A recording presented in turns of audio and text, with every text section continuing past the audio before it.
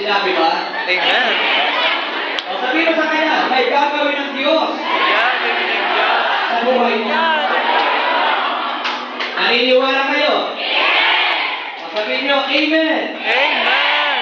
Yung desire ng puso mo, mangyayari sa iyo. Amen. Palakpakan, purihin natin ang Panginoon. Malalim kayo, magtiwala kayo. Walang desire ng puso mo ngayon na hindi mangyayari sa iyo. Amen. Makakamit mo, mangyayari sa iyo, magaganap sa iyo, kung ano ang gusto mo mangyayari sa iyo. Palakpakan, purihin ang ating Panginoon. Okay, mauulit tayo. Tuloy-tuloy tayo. Sabi ko sa iyo kanina, mag-serve na kayo sa Lord. Kaya kayo mga nagmimili na maglingkod sa Diyos, mangyayari sa iyo ang desire ng puso mo. Amen. At kayo naman nagpaplano, nagnanais na tumigil sa paglilingkod, huwag mong itutuloy. May pananagutan ka sa Diyos. Amen ba? Ang problema, ang pagsubok ay normal. Dumarating yan. Pero ikaw na tinawag ng Diyos, huwag kang aayaw. Ipagpatuloy mo ang laban. Bakit? Ang kalaban natin dito, problema, pagsubok. Pero manalig ka. Kapag ipinagpatuloy mo ang paglilingkod mo, may gagawin ang Diyos sa buhay mo. Okay, tuloy natin, ano? Sabi ko sa inyo kanina, mapalad yung mga naglilingkod.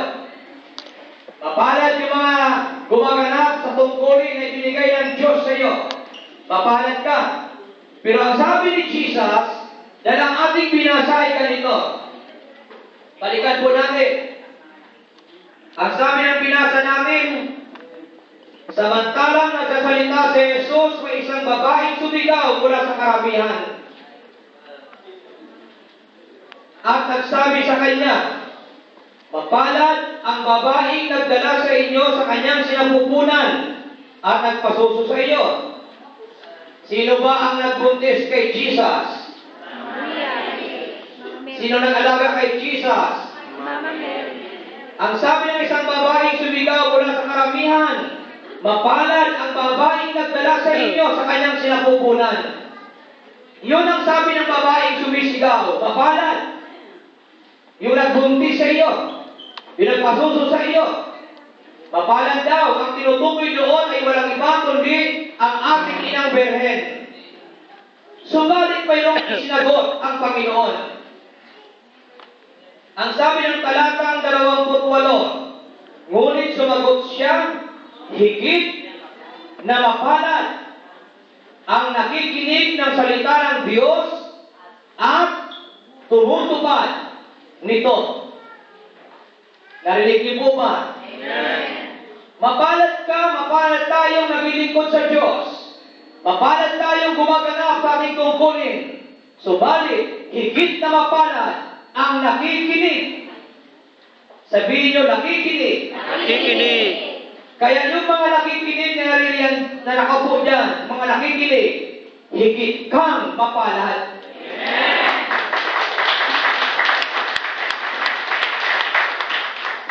Tingin ulit sa katabi. Nakikinig po ba? Pag yan ay nakikinig, higit yan na mapalad sa harapan ni Yahweh El Shaddai. At hindi lamang yun. Hindi lang nakikinig. Kapag tinutupad mo ang salita ng Diyos, higit kang mapalad sa harapan ni Yahweh El Shaddai. Hindi ko yung palakpak na mapalad.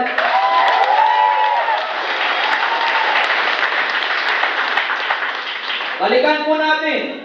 Ang sabi ng Biblia, ang mga tunay na mapalad ay ang mga taong nakikinig ng salita ng Diyos at tumutupad nito.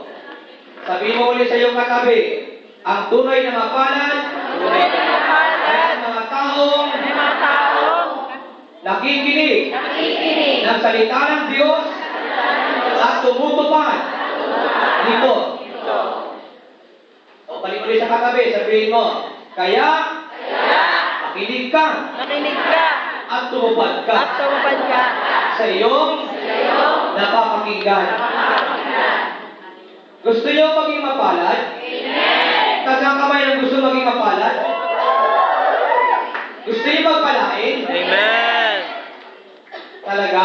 Amen. Ito, makinig kayo na mabuti ha. Sa aklat ng Mateo, Kabanatang 10, talatang 38 hanggang talatang 39, nagpatuloy si Jesus at ang kanyang mga alagad sa kanilang paglalakbay at pumasok sa isang nayon.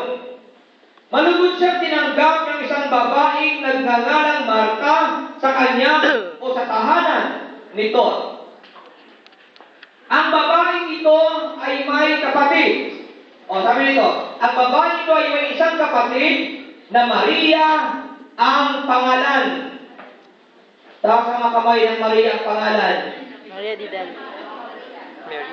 Sino mga Maria sa inyo? Taas ang kamay ng mga Maria. Wala mga Maria dito? O, taas ang kamay ng mga Marta. Nakikinig mo kayo? O, taas ang kamay ng mga Maria. Walang Maria? O, taas ang kamay ng mga Marta. Wala pa rin. Tutuloy natin ha. Sabi dito, ang babaeng ito ay may isang kapatid na Maria ang pangalan.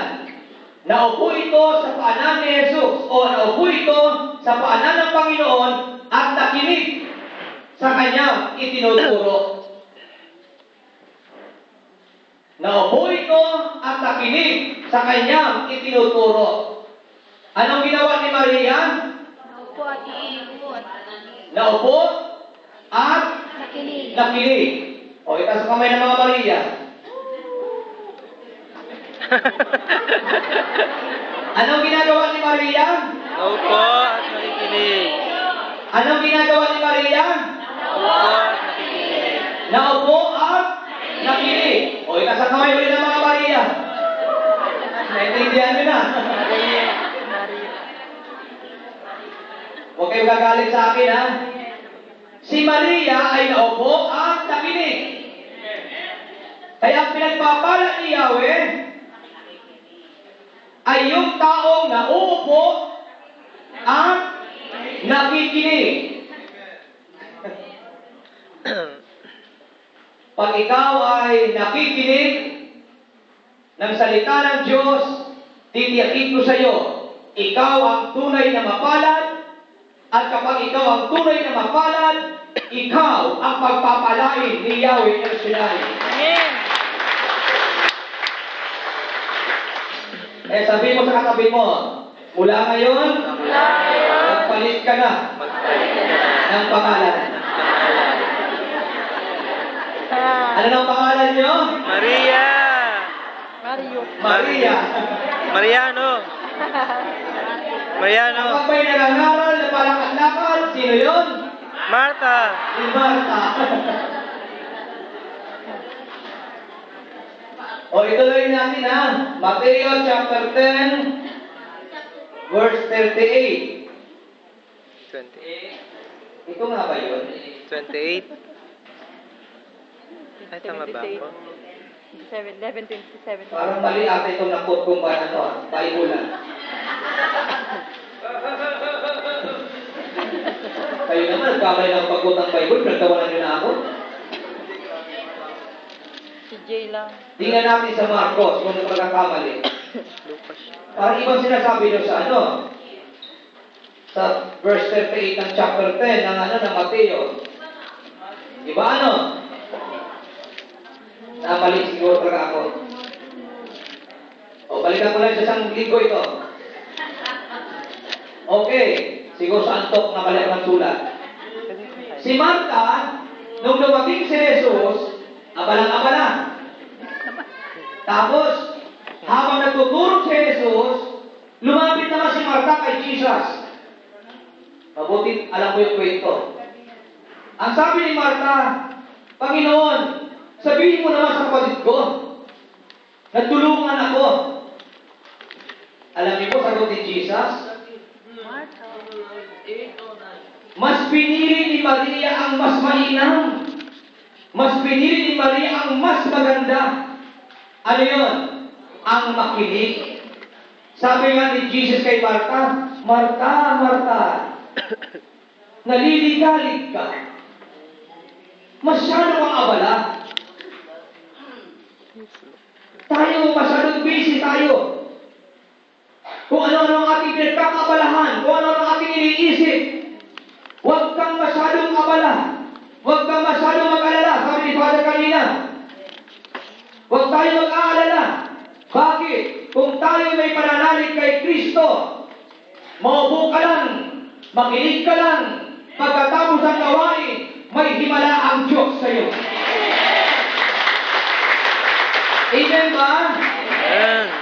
Naniniwala pa kayo na sa pakikinig may himala ang Diyos? Amen. Sino naniniwala na sa pakikinig may himala ang Panginoon? Sigurado kayo? Hanap yung Martha. Angkinin nyo na. Amen. Pag inangkin nyo yan, titiyakin ko sa inyo, paglabas nyo sa pintuan na yan, tagay nyo ang tagumpay, kali kayawin na sila.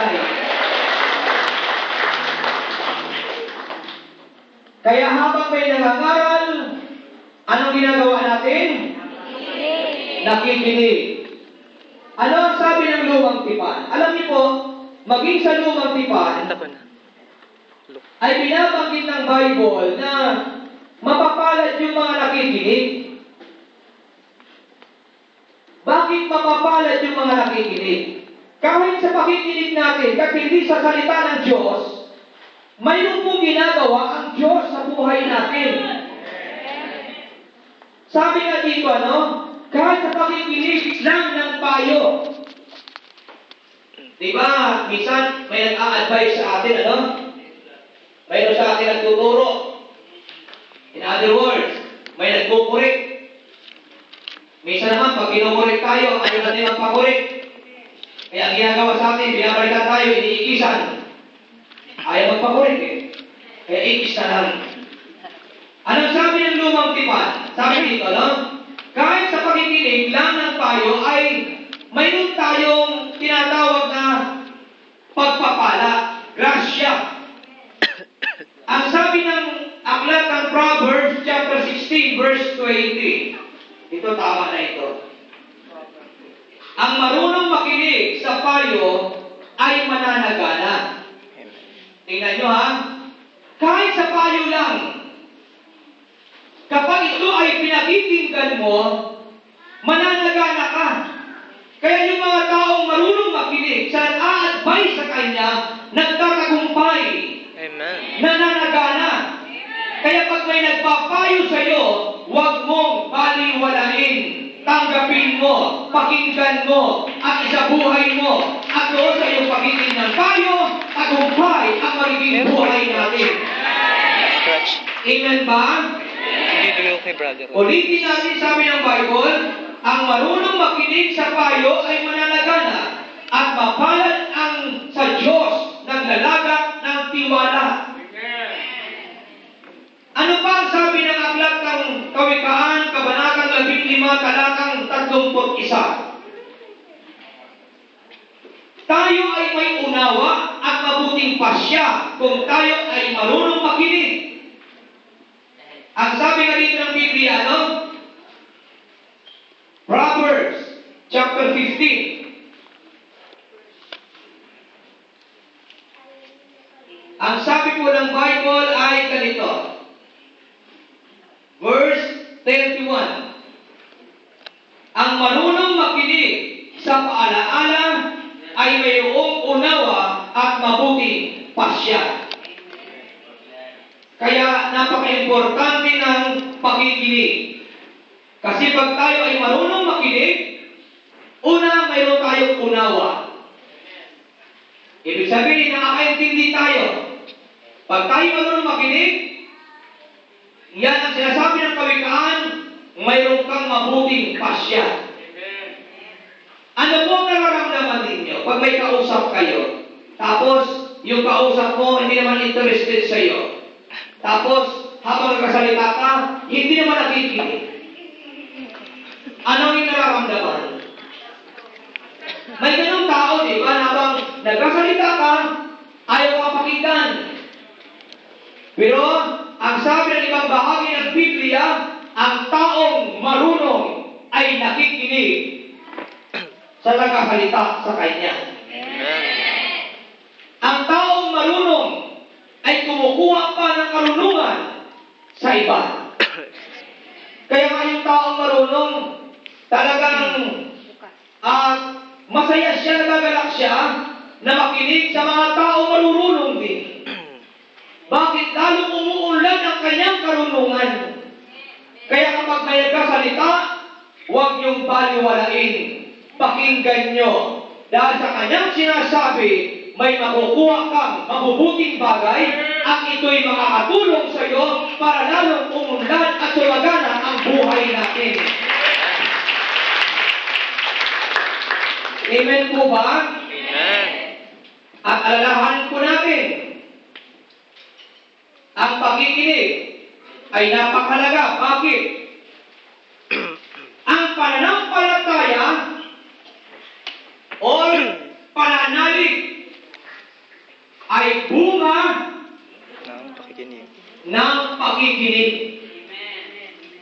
Narinig niyo po? Amen. Ang pananampalataya ay bunga ng pakikinig. Kaya may mga taong mauunlad ang pananampalataya. May mga tao kahit anong dumating na bagyo sa kanyang buhay, hindi nagigiba. Bakit? Kasi mahusay makinig. At sa kanyang pakikinig, ang kanyang pananampalataya ay tumitibay, tumatakal. Kaya kapag ang kanyang pananampalataya ay matibay at matatag, kahit anong dumating na pagsubok sa kanya, nakatayo at nagpupuri kay Yahweh ng Sinai.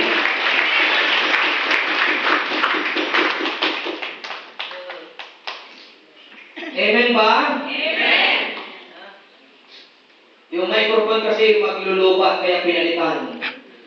Pero wag kayo maglala. Si Yahweh hindi maglulubat.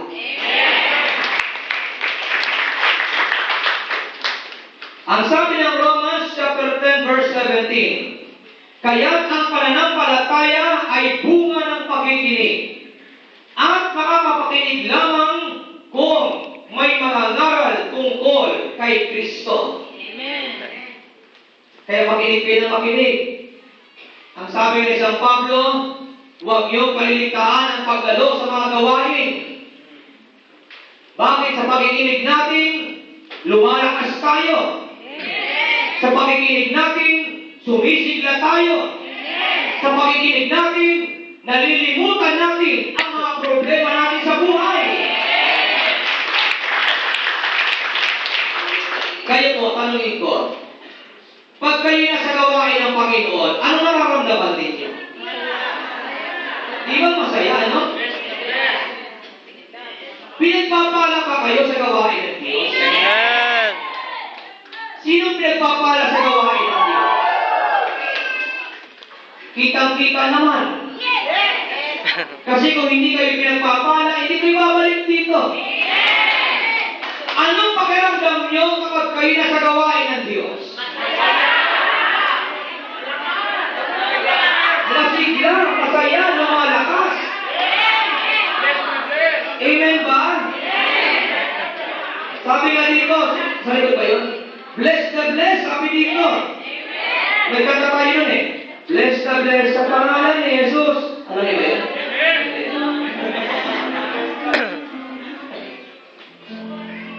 O di ba? Kasi ako'y bago pa lang sa gawain ng Panginoon. Kahit anong problema ang aking daladala, pag ako'y nakarating na sa gawain ng Diyos, nawawala ang mga problema ko sa buhay.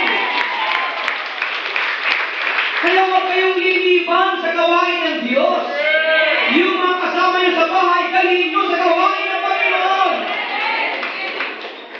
Amen ba? Magmumukmuk yan doon, lalong bibigat ang pakiramdam, lalong lalaki ang problema. Pero pag yan ay nasa gawain ng Diyos, kahit kaano kabigat ang problema, paglabas dito, magaan na ang kanyang buhay.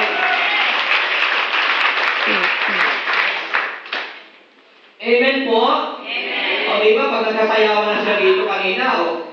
Kanina, di ba, magkasayawan na. Ang sigla natin, ano? Nakakatuwa nga sila kanina sa simbahan. Ang ganda pagang kanta nila. Kaya congrats.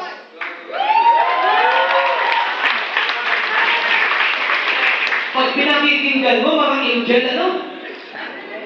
Ang pinagkakako, pag ito sa gawain, nawawala na. Bakit nga ba? Tinignan ko sila kaya doon, ang dami nila eh. Kaya ang ganda ng boses, kasi maganda sila. Pinagpala. Sabi ko, nawa, mamaya sa gawain, sama-sama pa rin lahat na yung nandiyan sa taas. Eh, kaso pagdating dito, wala na eh, nasa mga iba. Ano sa ibang ministry? Establish natin sa council yan. Lahat ng mga may boses, ilagay sa kwanya.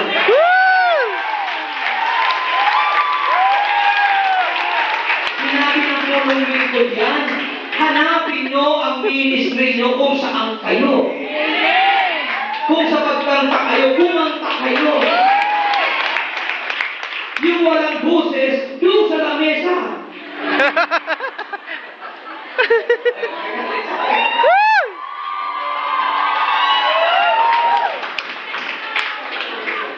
Ay sabi ng punong lingkod yan eh. Ay bakit mo isisipin ang sarili mo sa pagkanta kung hindi ka para doon?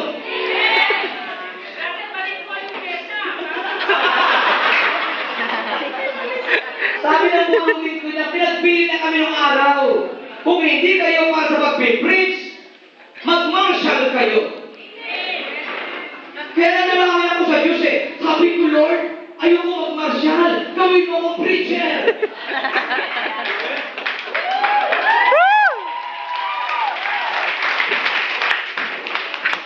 Kaya natupad yung aking desire. Galing ko sa pagmamarshal na yan sa Luneta, na kumaniwala kayo. Sakit ng ulo yung mga umaaten. Bakit ang katapang? Mayroon nga noon, natapakan lang yung paa, nagmura na. Sabi ko, sister, gawain ng Diyos ito, hindi gawain ng demonyo. Sabi ko, Brad, sorry ha. Sabi ko, yan na tayo eh. Pag nabibigla tayo, nagmumura tayo. Sabi ko, wag sister, bigilan mo sarili mo. Sabi ko, sorry talaga. Totoo lang, binabati ko talaga yung music ministry kanina. Kasi bahan.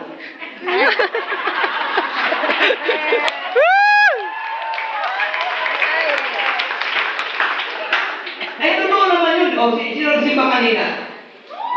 O, di ba, galing ang kanta nila, no? O, di ba, na-appreciate ko eh. Dito, yun, sumisimpan-simpan eh.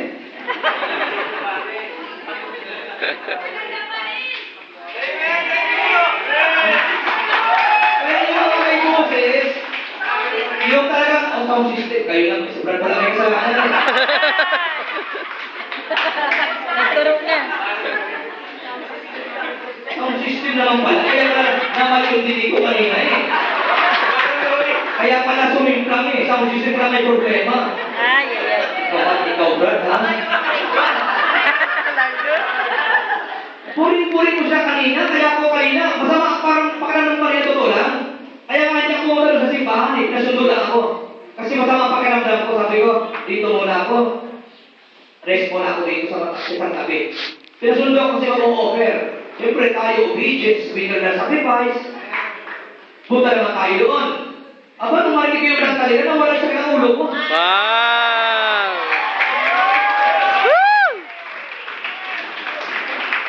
Kanina, buwan na kaunti. Hallelujah.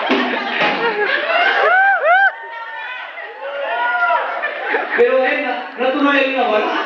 Amen.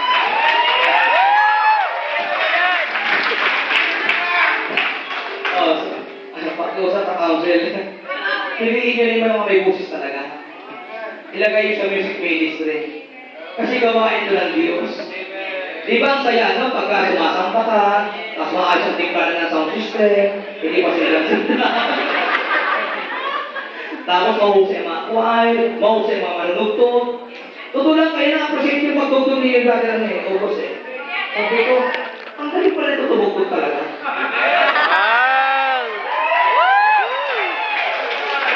pagdating sa gawain niya sa dalay, sabi ko, umapagin ang tutugin ko. Sound system. Yun naman pala, sumigaw sa sound system naman pala talaga. Ay! O ito, gusto niyo magpalain. O, ang pananampalataya ay bunga ng pakikinig yan, ha? Amen. Sabi niyo, pakikinig. Makikinig. At kapag ang isang tao ay nagkaroon ng malaking pananampalataya, maniwala kayo, sabi nga ng Biblia, kahit bundok ay kaya mo palipatin.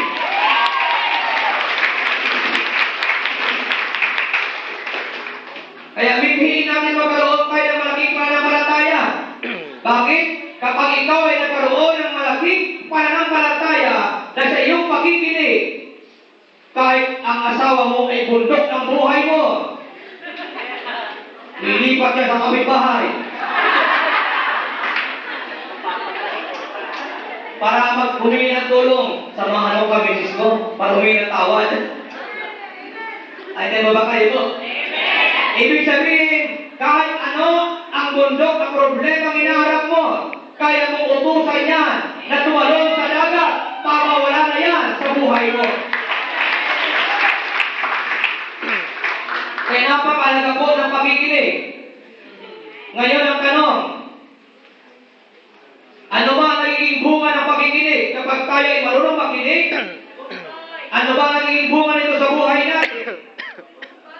Una, kagalingan. Ang marunong makinig, pinagagaling. O, palakpakan mo lang ng Panginoon.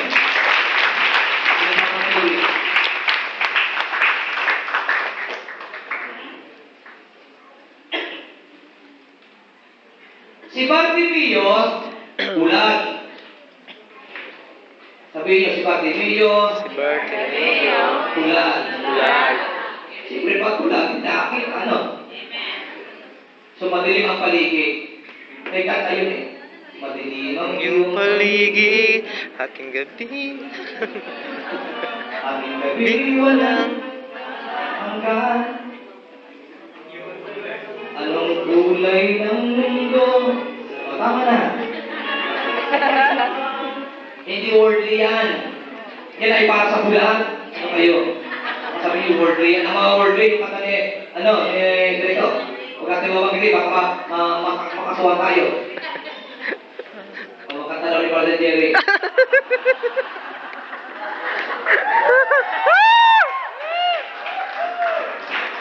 Oo nga naman, ano? Nakapost mo sa Facebook.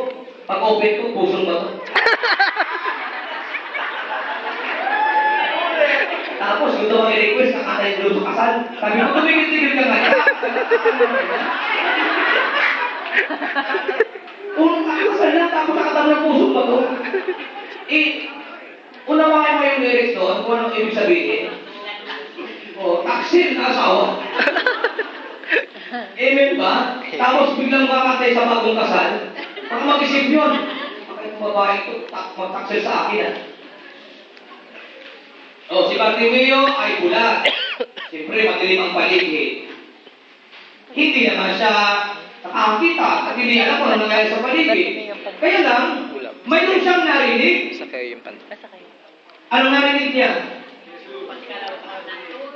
Layo ng sister yun. Sadyan naman yun, pagkalaw ko ng tubig, angli naman yun. Tayo sa Bartimeo, sa Marcos tayo. Yung kay Bartimeo tayo. Lungko naman yun, yung kalaw ko ng tubig. O ito, anong narinig ni Bartimeo? Dumarating si Jesus. Amen ba? Amen. Narinig niya. Dumarating si Jesus. Hindi naman siya magigipagsiksikan tungkol sa nabalitaan at narinig tungkol kay Jesus. Ano ginawa ni Bartimeo nang marinig niya dumarating si Jesus? Humiyaw siya. Ano yaw ni Bartimeo? Jesus. Jesus, anak ni David, makapagpo kayo sa akin. At anong ginawa ni Bartimeo? Nakipagsiksikan sa maraming tao para lang makalapit kay Jesus. Pero dahil si Bartimeo ay nagkaroon ng pananalig sa kanyang mga narinig, kahit siya'y sinasaway ng mga alagad para sa hindi makalapit kay Jesus, Hindi siya tumigil. Amen ba? Amen. Ito nga pala. Huwag kayo magagalit. Ha? Kayo mga dumadalo sa gawain. Kayo mga naririto. Huwag kayo magagalit. Halimbawa kapag may panahon na dumarating ang punong lingkod dito, na hindi kayo nakakalapit minsan kasi maraming sumasaway. Huwag kayo magagalit kasi tungkulin talaga yun na proteksyonan ang servant leader. Tungkulin yun. Kita mo yung mga alagad? Talagang grabe ang pagbakot kay Jesus. Si Brother Mag, hindi naman siya Diyos, hindi siya Panginoon. Kailang siya punong lingkod. Amen ba? Amen. Ganun ang ginawa ng mga alagad kay Jesus. Kaya si Bartimeo, hindi makalapit. Pero, anong ginawa ni Bartimeo? Hindi siya nagpapigil. Sakya yun. Kaya pag dumating ang punong lingkod, huwag kayo mapapigil, hulihan nyo.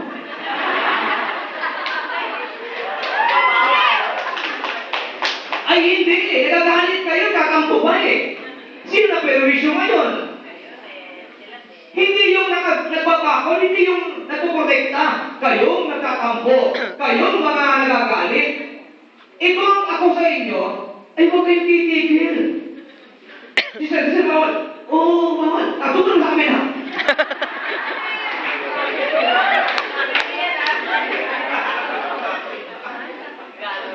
Ganun mga simple.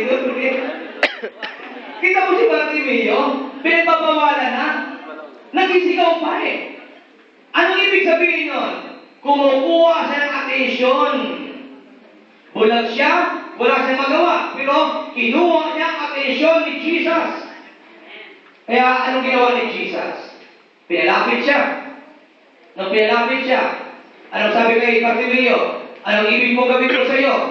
Anong sabi ni Bartimeo? Ibig ko po sanang makakita. Kasi bulag siya eh. O anong ginawa ni Jesus? Pinagaling ka ng iyong pananampalataya.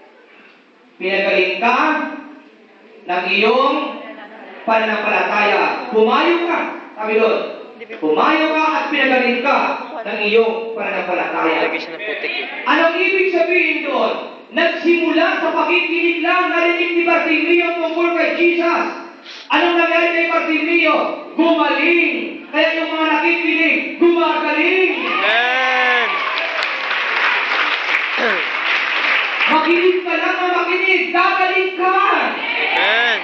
Yung puso mong wasak, ang puso mong binasag, sabi ni Brother Children. Pusong bato. Gagaling yan. Kaya hindi ka na umiibig kasi ang puso mo ay nawasak. Sinaktan. Sinaksak ng kutsilyo. Pinagpok ng martilyo. Kaya ayaw mo na umibig pa.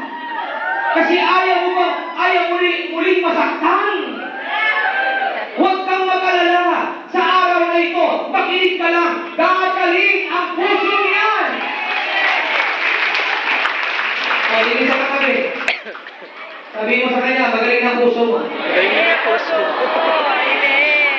Amen. May darating na. Kanina, ina-announce lagi dito, no? Si Sister Rupe, kakasal na. Nakita niyo yung sigla ni Sister Rupe, iba? Masigla. Bakit ikakasal na? Pagkatapos ng kasal.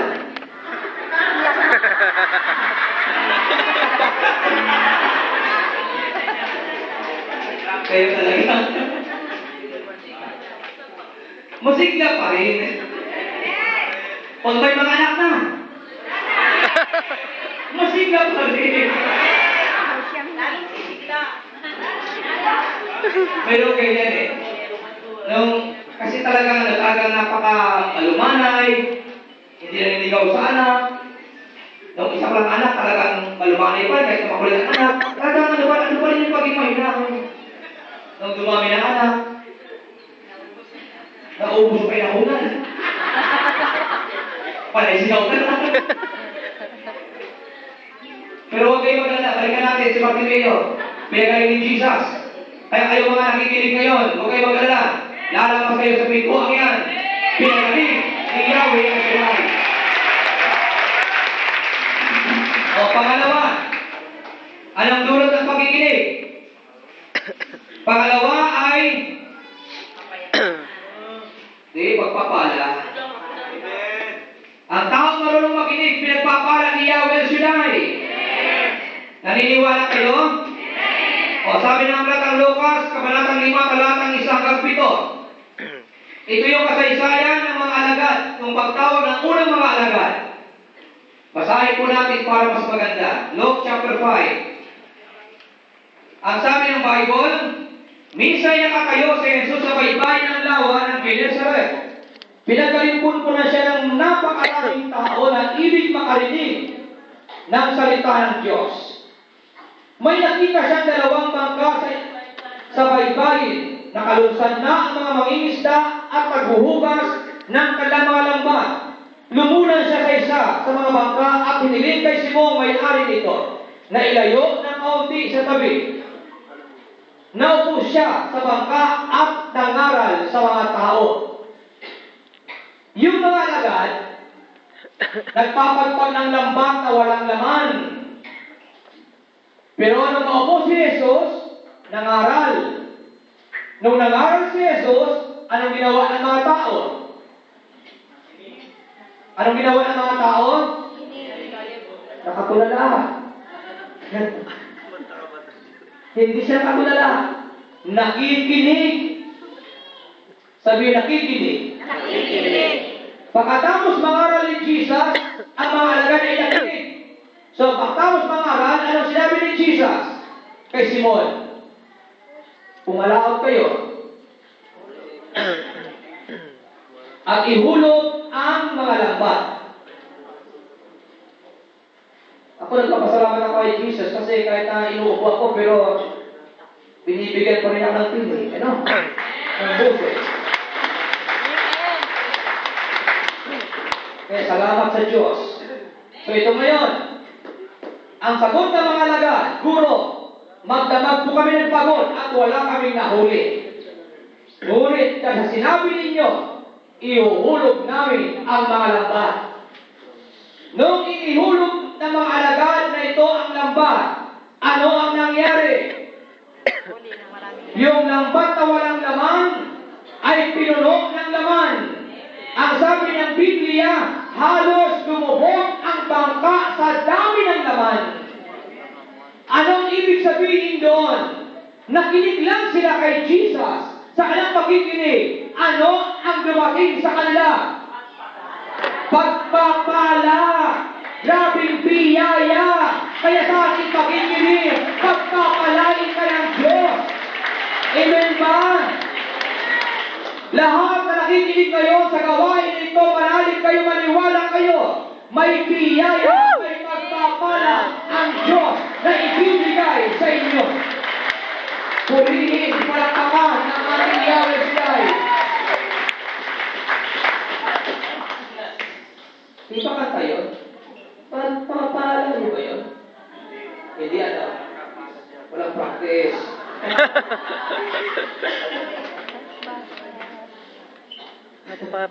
Okay lang ba kayo dyan? Kaya may binabayo ng kanta, hindi kanta yun eh, kasi walang practice. Okay. Sabihin mo sa katabi mo, pagpapala.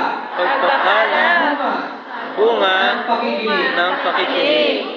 Naniniwala kayo? Amen. O pangatlo, anong bunga ng pakikinig?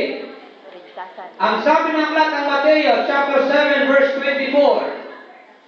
Kaya't ang bawat nakikinig at nagsasagawa ng mga salita kong ito ay matutulad sa isang taong matalino na nagtayo ng kanyang bahay sa ibabaw ng bato.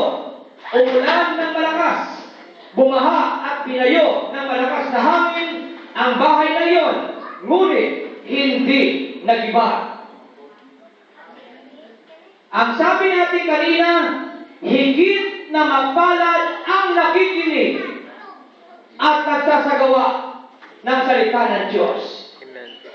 Amen po ba? Amen. Kaya ano ang bunga ng mga nakikinig? Tapos tayo sa pagpapala. Pangalan na tayo.